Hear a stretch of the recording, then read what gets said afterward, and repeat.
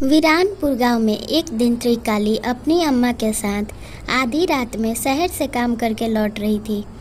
तभी उसे वहां पर दो औरतें दिखाई देती हैं जो कि भरी बारिश में बाहर खड़ी होकर भीग रही थी। उन्हें देख त्रिकाली कहती, आंटी, क्या आज रात हम लोग इसी पेड़ के छांव में रह सकते हैं क्या? जब तक आप लोग यहाँ भीग भी रही हो तो आपको डरने की ज़रूरत नहीं है कि हम लोग आपके घर से चोरी कर लेंगे। आप हमें यहीं रहने देना।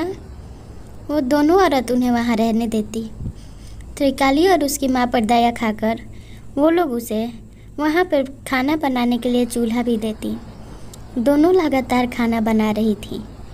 तभी अचानक से त्रिकाली की माँ पीछे मुड़ मुड़ के किसी से बातें करने लगती है। ये सब देख रमा और सीमा कहती, तुम्हारा दिमाग सही है ना?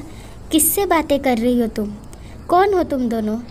कृपया करके मेरे घर से चली जाओ। पर वो दोनों उन लोगों के बातों का कोई जवाब नहीं देती और अपना खाना चुपचाप शुरू कर देती हैं। देखते ही देखते उनके पास एक बंकू नाम का छोटा बच्चा भी आ जाता जो कि उन्हें पहले नहीं दिखाई दे रहा था। अब सीमा और रमा को लग जाता कि कुछ तो गड़बड़ है। तभी वो लोग घबराए कदम पीछे खींचने लगती।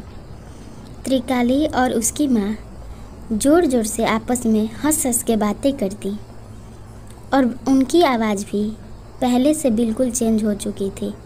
बहुत ही डरावना और भयानक आवाज़ में दोनों एक दूसरे से बातें कर रही थी।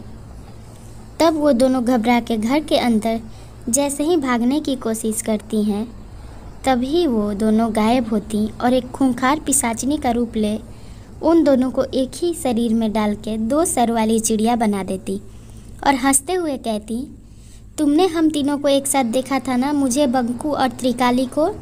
हम लोग एक शरीर में ही रहते हैं, 3 सर लेके, इसलिए मैंने तुम दोनों का 2 सर भी एक ही में कर दिया।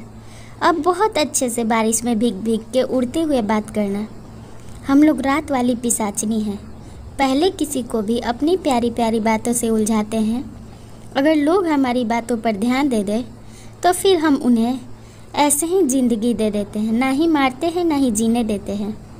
तुम लोग अपने घर के पास इस रूप में रहते हुए भी अपने घर पर कब्जा नहीं कर सकती, क्योंकि किसी को यकीन ही नहीं होगा कि तुम वही दोनों हो जो इस घर की मालकिन थी। हंसते हुए वो पिशाचिनी चुड़ैल वहाँ से गायब हो जाती अपने अगले शिकार के लिए और उसका ऐसा ही शिकार जारी रहता। ऐसी कहानी के लिए चैनल सब्सक्राइब कर वीडियो को लाइक करें और रात में किसी अनजान पे भरोसा ना करें।